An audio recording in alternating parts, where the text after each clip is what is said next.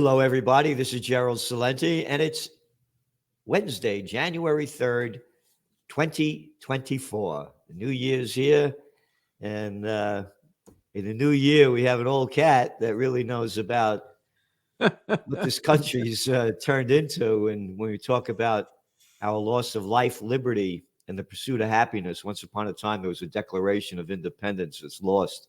You only can believe what the government tells you to believe. You're not allowed to believe anything else or say anything that's, quote, misinformation. And Judge Andrew Napolitano, there's nobody, bring him around, her around, that knows the Bill of Rights and the Constitution better than Judge Andrew Napolitano. Judge, thanks for being here today. And thank you, Joe. Thank you for the generous introduction. It's always a pleasure. You know, talking about life, liberty, and the pursuit of happiness. And again, it's not, it's the truth what I'm saying about you.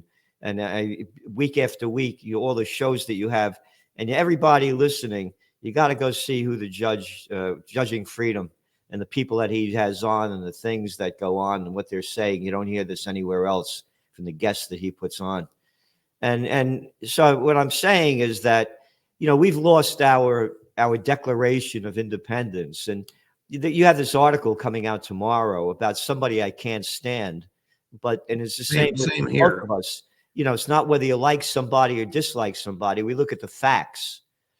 And the fact is that this clown running for president, Nikki Haley, was condemned for a statement that she made about the Civil War and slavery. We're not mentioning slavery.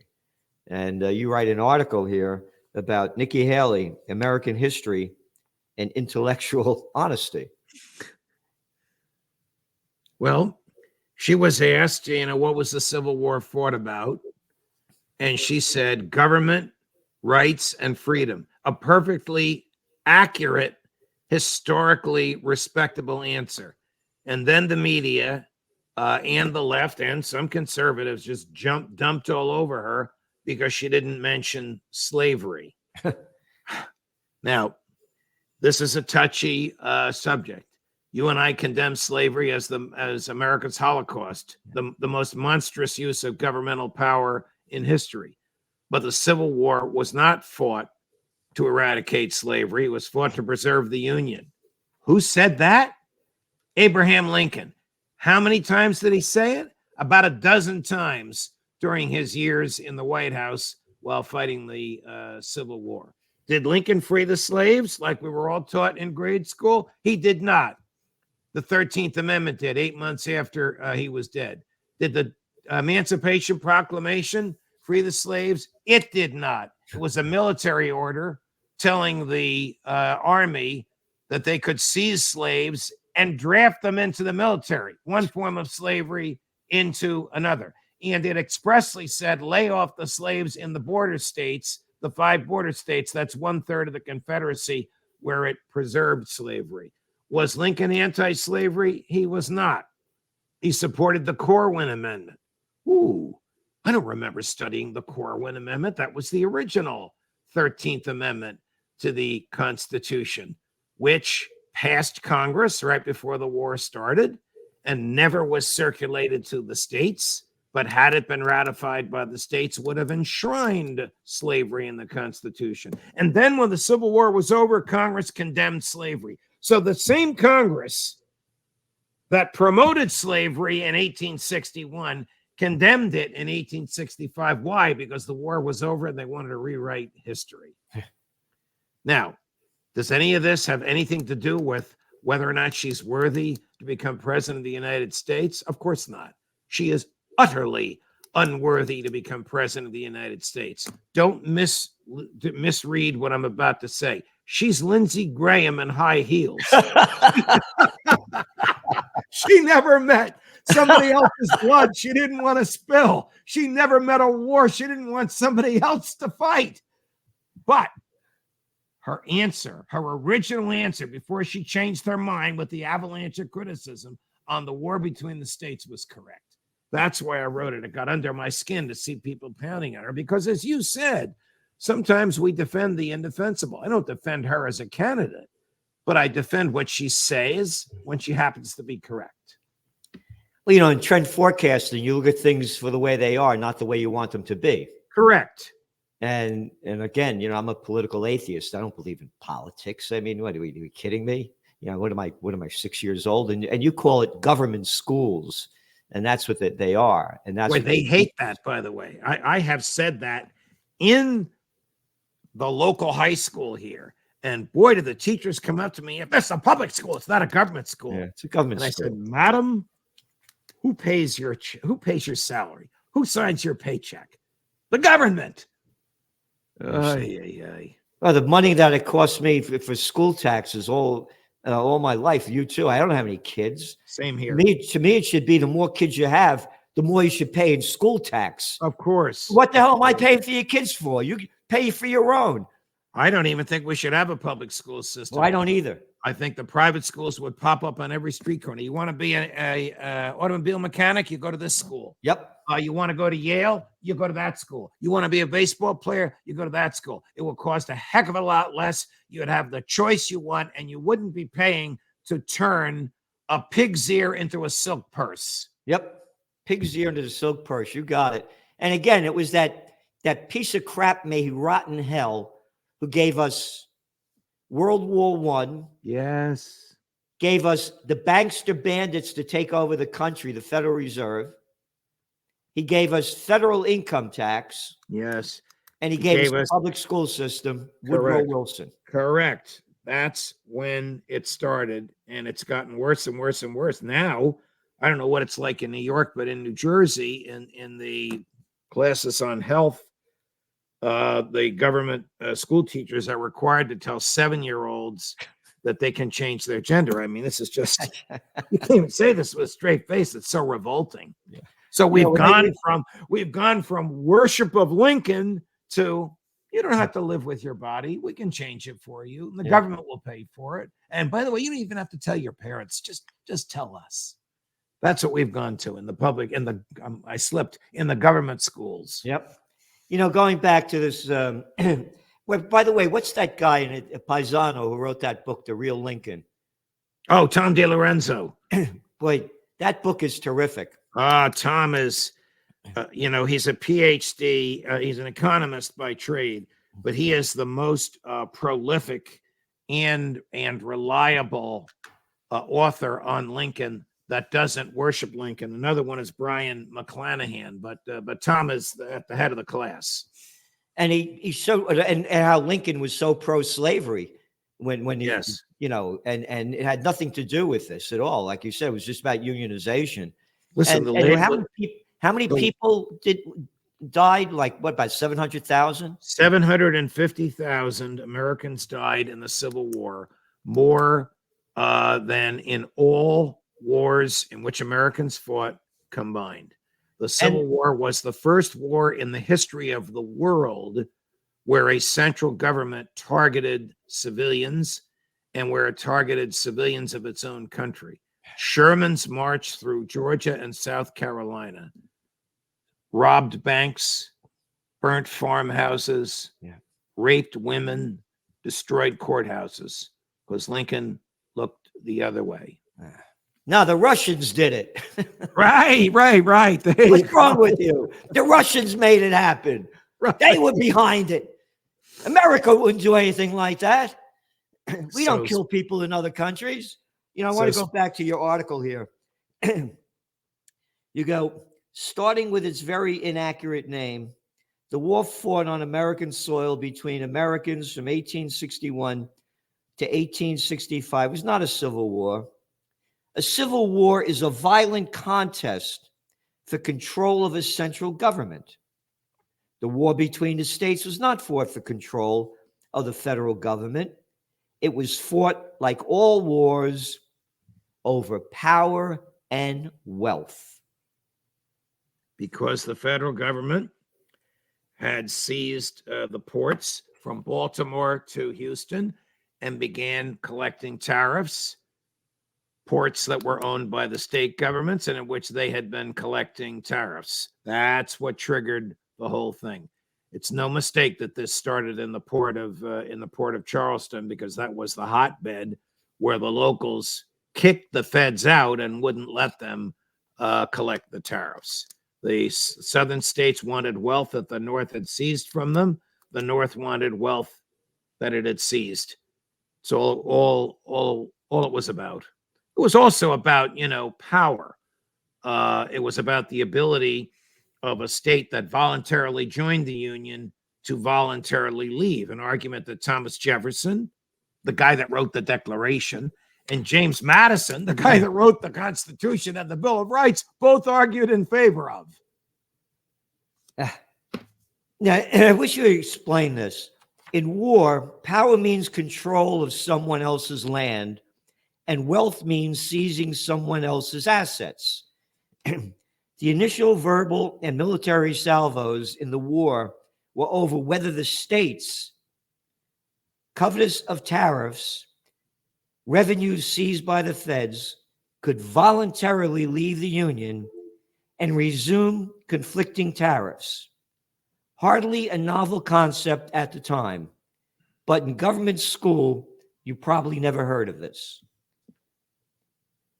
You probably never heard of the fact that it was not novel to suggest that the states could leave the Union. When the Union was formed, the 13 colonies became 13 states of the United States of America.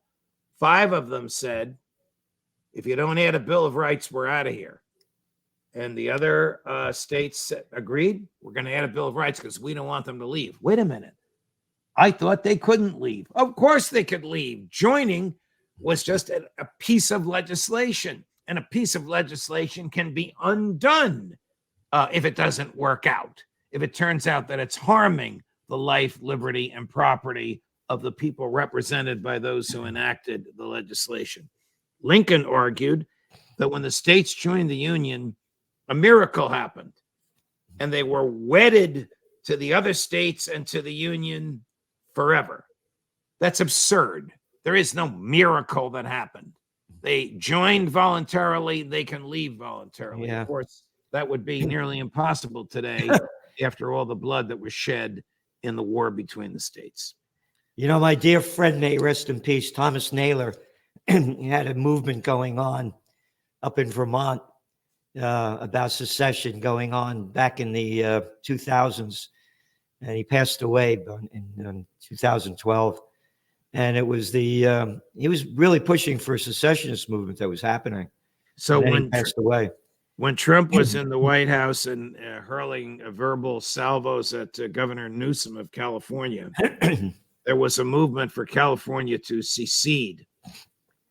And Trump said at a press conference, let them go, until somebody reminded him how much taxes they collect from the people in California.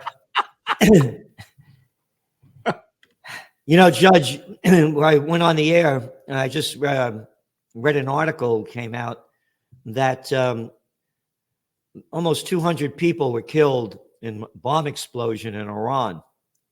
And they were celebrating the ceremony of talking about Trump, his assassination of General Soleimani of Iran back in, about 2018 or so. Right. 19. Was an act of murder. Yeah. And they just slaughtered a couple of hundred Iranians. And about a week ago, they wiped out another Iranian general over there in Syria. Allegedly, the Israelis did it. We just put out our top trends for 2024. And last year, of course, was Middle East meltdown, and it melted down. And now it's World War III. If this thing escalates into Iran, this is going to be nuclear annihilation. And well, this is Joe Biden's foreign policy conducted, as Phil Giraldi said, through the mechanism of starting a war almost every year, starting and financing a war in Ukraine, and now financing all the slaughter in Gaza. And the spread is almost something that they can't control. Gee, I wonder who killed those Iranians that were commemorating the death of General Soleimani. Of course, it was the Israelis. Who else would have or or could have done it.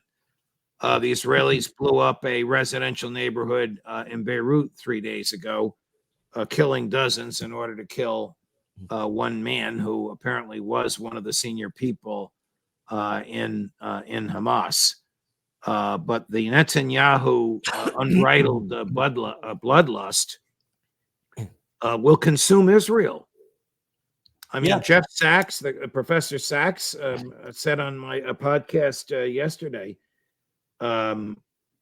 Netanyahu needs to stop the slaughter in Gaza in order to save Israel. And if he doesn't, he's going to destroy his own country. You know, we wrote in the Trends Journal just went out yesterday. And, you know, my line, when all else fails, they take you to war. Right. And you look at Netanyahu's poll ratings, you know what they are? I bet they're pretty low. 15%. Wow. 15% support. They want him to leave after the war's over. Okay. And Biden's down to 39%. Wow. So, again, these wars are going to ramp up. And the other war is what's happening over there in Ukraine. As we kept saying, they're going to get back in the news, and Ukraine is going to do everything they can to keep getting more support to fight Russia. They're losing. They're not going to win. No way, no how. They're going to do something, a false flag event or some kind of an attack. And Scott Ritter, of course, you know, this cat knows about what's going on really very well. And I understand that he's over in Moscow right now. He is. And I was privileged to interview him yesterday with a regional Russian official who's also a financial guy and a developer of downtown areas and construction projects. We had a translator, and I said, Alexander, what do the Russian people think of Joe Biden? And as soon as it was translated, I saw a smile from ear to ear. And he said, Judge, in Moscow, we say, thank you, Joe Biden, because the sanctions have A, made us economically independent, and B, made us economically more prosperous, and C, we now know we don't need the West. I said, what do the Russian people think of the West? He said, we think very little of your government, but we love your people. We are warm and friendly to your people, and we want to engage in commercial activity with your people. Yesterday, we had 500,000 views. Wow. Bravo. Thanks to Scott Ritter and this fellow, Alexander, and the translator. And it was in a beautiful studio with all kinds of camera angles. It was a first-rate production. Here I am using my laptop and my camera in my home, and he's in Moscow and the top of the line. It was like being back on Fox, top of the line equipment again. Wow. You know, what he talked about being self-sufficient, that was one of our top trends going back to about 2018. We said more and more countries are going to pull away from globalization and really understand the power of self-sufficiency. And Russia has all of the human and natural resources they need to be self-sufficient. Correct. When you become less self-sufficient through globalization, you lose the power within, as you see within the United States. Our production, manufacturing accounts for only about 11% of our gross domestic product. That's it. I didn't realize it was that low, Gerald. Yeah. Consumer spending, almost 70%. So self-sufficiency is a top trend. And America could become a self-sufficient country. But they're not going to do that because the bigs are in control, and they want to use all the slave labor they could get in any country they could get to make their products cheaply so they can make more money. Bottom line. Right. And when the United States put sanctions on Russia, in your Trends Journal, we said Russia is now going to move towards self-sufficiency. And that's exactly what happened. Correct.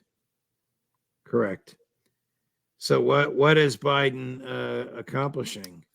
I guess he's Again, still what has he ever accomplished in his whole life? no nothing. He's just gone along with the political trends of the time. But maybe he thinks he's going to run for re-election as a wartime president. I really don't know. I fear, McGregor fears, Ritter fears, you fear a false flag. Yep. Some sort of an attack on a NATO country, Yep. which will give him the justification for moving tens of thousands of American troops in, and then he becomes, in his own diminished mind, another FDR, a wartime president fighting a war in Europe and running for re-election. Yep. That's the way we see it. This is a madman. He's been sucking off the public tit for what, over 60 years? Yes. And not a war that he didn't love. So no, this is serious. And as I said in the letter to the subscribers, this may be our last year of the top trends for the coming year, because we may not be here in another year. This is very serious what's going on. This is no well, if it gets to nuclear, you're right. I mean, we both live and work close enough to New York City. That would be a prime place for them to attack. I mean, this is just lunacy. Yeah. If they really want to start World War III with a nuclear power, lunacy. Well, look at a guy by the name of Netanyahu. You want to talk about lunacy? There's a lunatic in front of your eyes. Correct. And if this was America, and let's say we were celebrating the death of a general that was killed by the Russians, and all of a sudden, a couple of hundred people at that ceremony were killed, what would America do to Russia? This would be our cause of war. Remember the Lithuania? Was it Lusitania? Right. They'll make up anything. Right. And the people just follow the headline news by the prostitutes, the media whores that get paid to put out by the corporate pimps and government whoremasters, and march off to war. Hey, Judge, I'm a Yankee Doodle dandy, a Yankee Doodle do or die. How stupid can you be? Right. I'm 100% with you on all of this, my dear friend. I hope 2024 is a better year than you and I fear. It's up to the people to make the change. And again, if you want to donate to Occupy Peace, please do so. We're going to keep doing all we can to fight for peace and freedom. And again, please go to the judge's channel. We got 500,000 views to see Scott Ritter. And what a cat he is. We got to get together for dinner again sometime. Yes. And you go to Judging Freedom. There's no one that judges freedom like Judge Andrew Napolitano. Judge, thanks for being here. Felice Anno Nuovo. Happy New Year. Yes. Happy New Year to you as well, my dear friend. God bless you. See you next Wednesday. Ciao, ciao.